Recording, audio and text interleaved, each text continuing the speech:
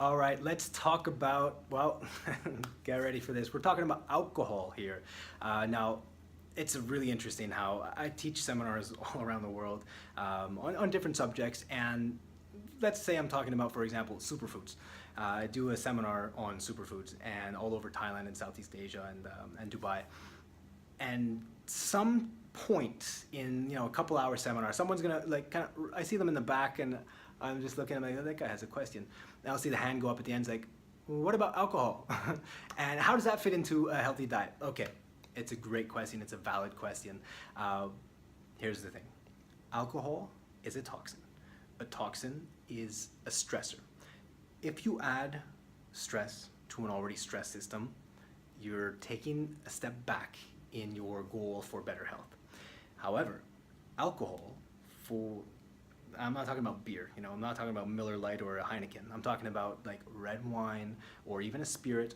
This can be viewed as not an unhealthy food. I'm not going to classify, spirulina and superfoods and alcohol in the same place, but I absolutely cannot demonize alcohol because I've seen the positive benefits of it. And again, because I look at different cultures, I look at who is truly thriving, who are living the longest.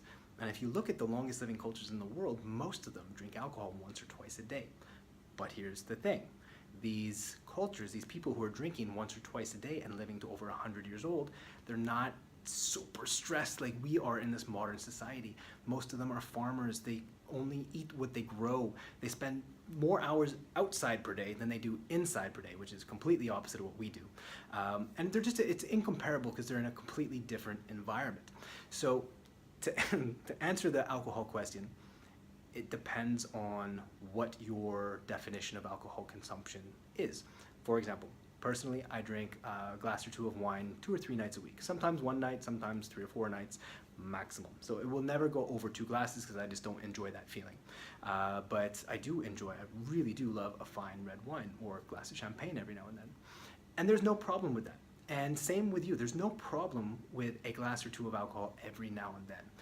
But if you're super stressed, if your adrenals are fatigued, if you have excess weight, especially around your midsection, then it's safe to say that you have too much stress, and adding alcohol is adding stress to your already stressed system, and that's just not what you want in order to get results. So my tip to you is, when it comes to alcohol, just look at it. Don't look at it as like just kryptonite. It doesn't have to be something you can never have again.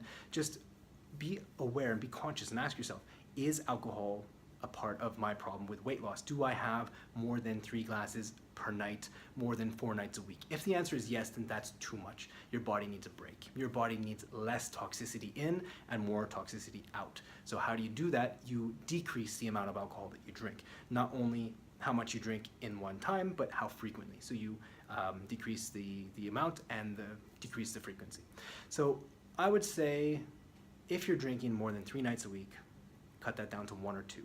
If you're having more than 3 glasses per time you drink, cut that down to 1 or 2. Right there, you haven't eliminated it, you haven't dramatically changed your lifestyle, but you've just consciously reduced, and right there you're gonna get great benefits. So when it comes to alcohol, is there a good and a bad? I mean, beer's not good. It's because it's moldy, it's yeasty, it's very estrogenic, it's really a non-beneficial alcohol.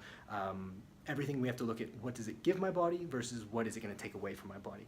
And beer just takes away. It's just really, really bad for your health. Whereas red wine has some very beneficial antioxidants, resveratrol, and different phytonutrients that can actually classify some red wines as quite healthy. But again, it's all dose dependent. So we have to really be aware and conscious of our alcohol intake. And my tip is just reduce. Reduce the frequency, reduce the overall amount, and you're going to see great results.